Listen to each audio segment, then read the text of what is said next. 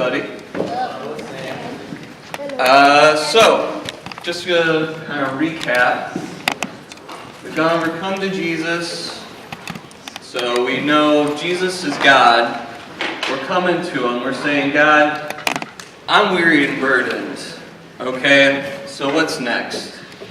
Come to me, all who are weary and heavy laden, and I will give you rest. Take my yoke upon you and learn from me, for I am gentle and humble in heart, and you will find rest for your souls. For my yoke is easy and my burden is light. So, who knows what a yoke is? Do we have any old-timey farmers in the room? Anyone? What's a yoke? A yoke is like, it's the yellow part of an egg. Yes, different kind of yoke. Different spelling. Close. Anyone else, Titus? You know what a yoke is?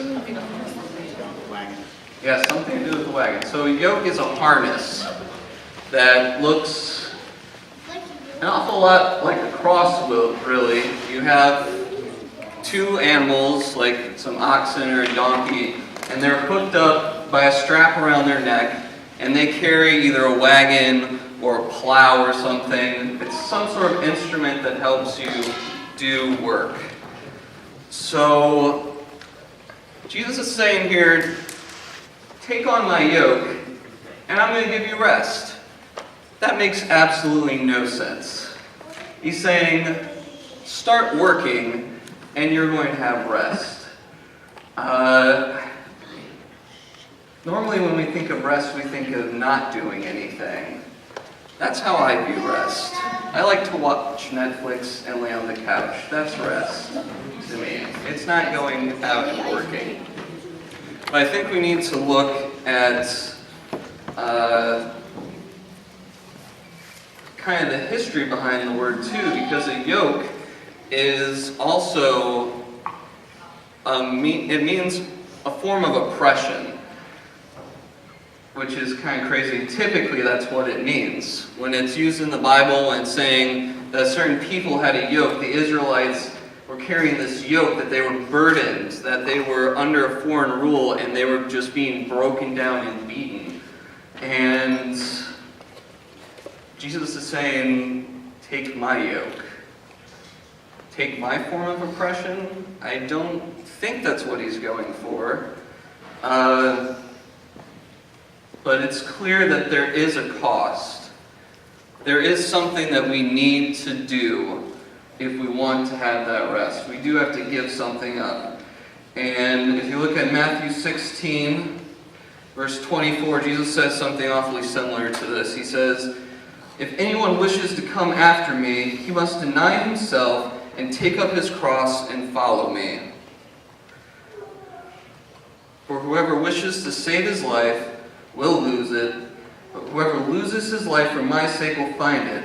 For what will it profit a man if he gains the whole world and forfeits his soul? God says my burden is easy. He says my yoke is easy and my burden is light. I'm not sure how light and easy this whole carrying the cross thing is. That sounds kind of scary, kind of hard. That sounds like more work. And then you die at the end. I'm not sure where this is going, Jesus. But I think what's important to look at is kind of why Jesus is saying this. In both cases, directly before he says this, he's rebuking people. He's saying, when he was saying the yoke statement, he's looking at these cities where he's going and he's healing and he's performing miracles, and he's saying, if I was doing this stuff in Sodom and Gomorrah, they would still be here. Those awful places would still be here today because they would have believed. And when he said the take up your cross statements, Peter had just confessed to Jesus, you are God. I'm here. I recognize you as Lord. You are God. I'm coming. You said come here. I'm here. And yet, just the next verses, Jesus is saying, look guys, I have to die. I have to go on the cross and suffer. And Peter's like, no, I'm not going to let that happen, God. May I never be. And Jesus says, what are you? You're a stumbling block to me right now, Peter. Because you're focused on man's view of things and not God's. This is about faith, guys. Do we really believe that Jesus is God? Do we really believe that He is God? Because if we really believe, then we need to be doing what He says we need to be doing. It's not enough. I mean, we love to sing about Jesus. We love to sing about God. We love to read His Word. That's one of the best parts about being here, is the singing, it's the thoughts, it's these great speakers that come up, myself not included. And it's not enough if you're not following through with it. During the time of Isaiah, Israel had screwed up again, as they're prone to do, and they were under a foreign ruler. And it got so bad that they decided to turn back to God. So they started going back to temple. They started singing again, praising. They were even fasting. They were covering themselves in ash and wearing sackcloth. And God sent Isaiah to go tell them, you think I like this? You think this is what I want? No.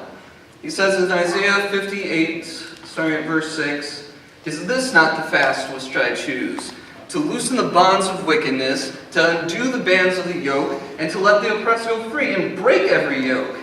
Is it not to divide your bread with the hungry, and bring the homeless poor into the house, when you see the naked to cover him, and not to hide yourself from your own flesh? The not hide yourself from your own flesh part confused me for a bit. That's a very odd statement. But what I think it's saying, it reminds me of the well at Bethsaida. And the well is where an angel would come down, move the water, and then the healers, if you wanted to be healed, you would go and you would touch it. First one to do it got healed. And so it's a town square. This is in the middle of the town. So there's a lot of people, a lot of sick people, but there's also Pharisees, Sadducees, there's business people, all sorts of citizens of the town. And they're not doing anything to help these people. They're turning a blind eye. Jesus is the only one that approaches anyone and says, do you want to be healed? Because I'm here to help. Not to hide yourself from your own flesh. These are their own people at the well. These are the same, they're all Israelites there. They're all the same people, and they're doing nothing to help. It's their family, and they're doing nothing. They're turning a blind eye. How often do we turn a blind eye? When there's that person stuck out on the side of the road, when you pass by the homeless person laying there, you don't invite him into your house. That's for sure. How often do we see someone at school off by themselves, looking down, ignored? How about that kid getting picked on? I can't help him. How about the kid that you're picking on? Kid that you're making fun of?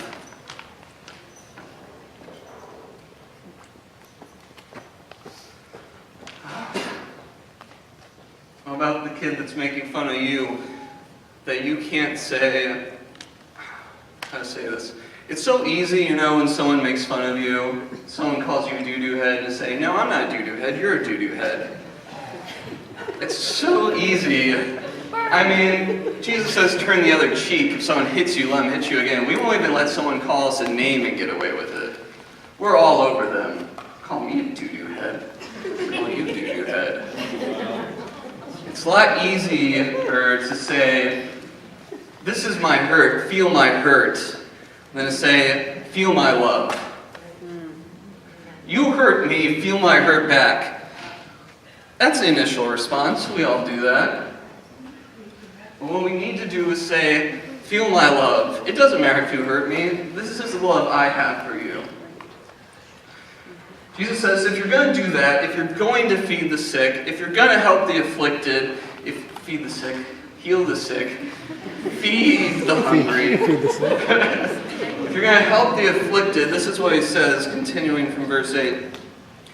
Then your light will break out like the dawn, and your recovery will speedily spring forth, and your righteousness will go before you. The glory of the Lord will be your rear guard. Then you will call, and the Lord will answer. You will cry, and he will say, here I am. If you remove the yoke from your midst, and the pointing of the finger, and speaking wickedness, and if you give yourself to the hungry, and satisfy the desire of the afflicted, then your light will rise in darkness, and your gloom will become like midday.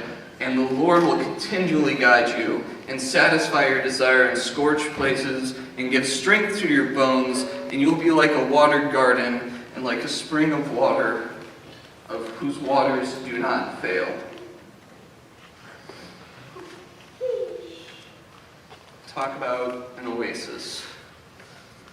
God is saying, if you're doing this, then you're going to have an oasis in me. If you're going out and taking care of my people, I am there for you 100% of the time. You know, a lot of the times when God calls someone in the Bible, their response is, here I am. And it's not, here I am, they're saying here I am because God doesn't know where they're at. It's not, Jacob, where are you at? There he is. I knew where he was. He's saying, here I am. I'm ready to do what you need me to do, God. Here I am, God. What is it you need? And what's crazy is God is saying, if you do these things, I, the creator of everything, the king of everything, Lord of everything, will say, here I am to you. What do you need? How's it going, Caleb? What's up? Tiffany, you doing okay? What can I do for you? That's what God is willing to do. He's so ready to help you out. He wants you to exceed. He wants you to be free. He wants you. He simply wants you. Do you want him?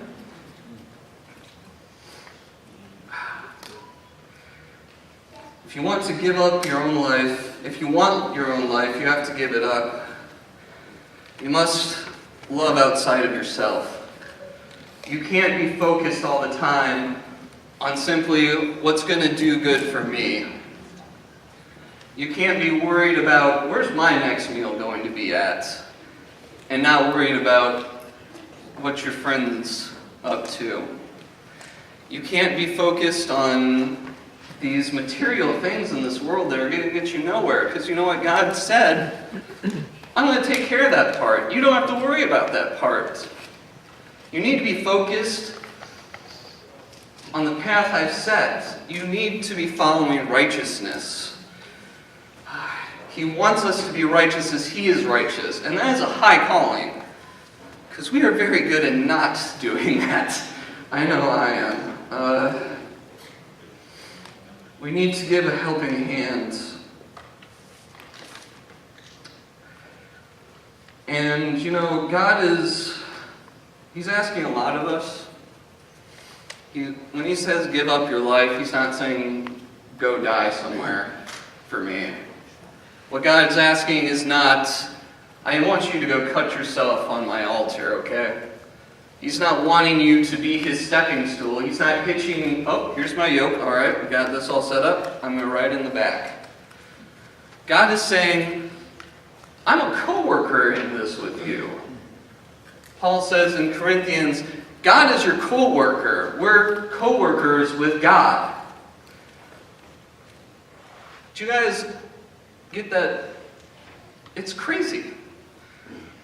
The guy who we should be falling down and worshiping and doing everything for is saying, I want to work with you. Jesus, throughout his whole life, he carried that yoke. When he says, learn from me, he's saying, do what I'm doing. Go out. Find the afflicted. Find the needy. Give to them. This is what it's all about, guys. This is what the yoke is. And when Jesus says, take up his cross, he's saying, I'm taking the cross. I want you to join me.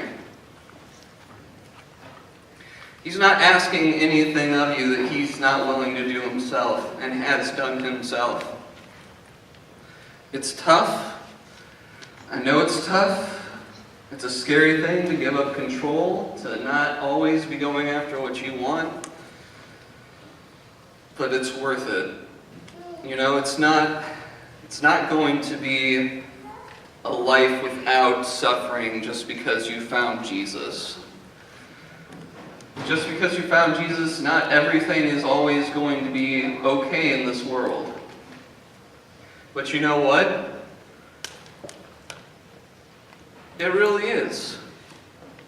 Because out of that suffering, God is going to give you glory, and you're going to give glory to God.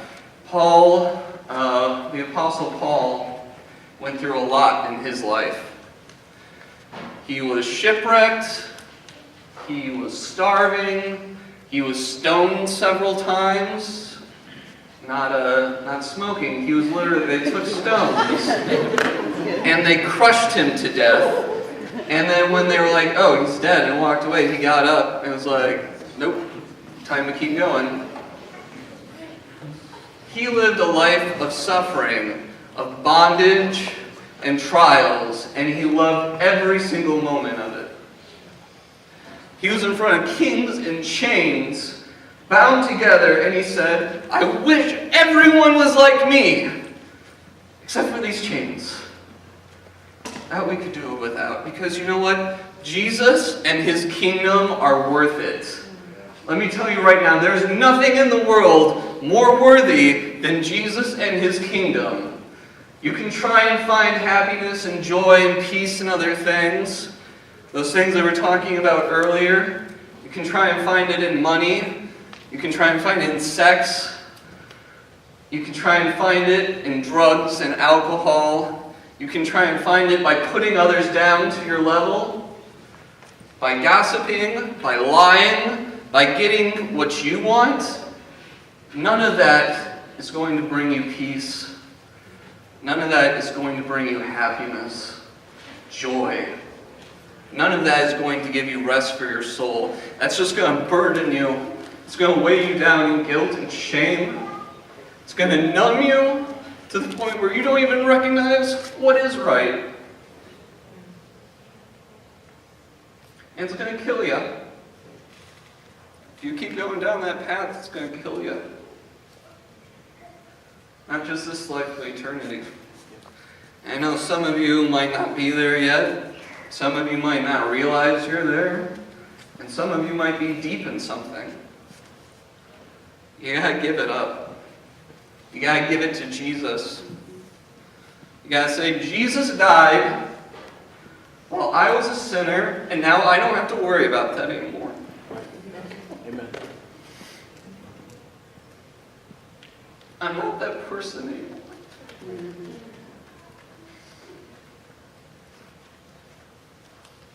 The choice is yours. You can follow your own ways. You can follow your own desires. You can be a slave to sin. And you can die as a slave to sin. Or you can sacrifice. You can give yourself over to the always loving, eternal God. You can go forth and you can be a liberator. You can go out into the world and you can break people's chains. You can take the yokes off their back. You can lead them out of their own destruction and bring them to Jesus, their only Savior. Bring them out, guys. This is what it's all about, is this choice that you need to make here and now. Don't wait. If you want to have Jesus, if you believe He is God, if you are feeling that weary and burdened, that heavy ladenness on you, if you have the weight of the world on you, if those standards that the world is setting up for success, that you have to be something, you can be anything you want to be, guys, so long as you're following Jesus. That's right, amen. Jesus doesn't care what your job is. Your real job is helping people. That's right. Your real job is taking care of those who can't take care of themselves. It's putting yourself out there. And I hope that you guys join the army that Jesus is building up. Because we're going out and we're going to beat the devil. And we're going to break every chain. And we're going to lead people out of these bondage. Jesus and you and me and everyone together are going to do this. I hope you guys do it. I think that's pretty much all I gotta say.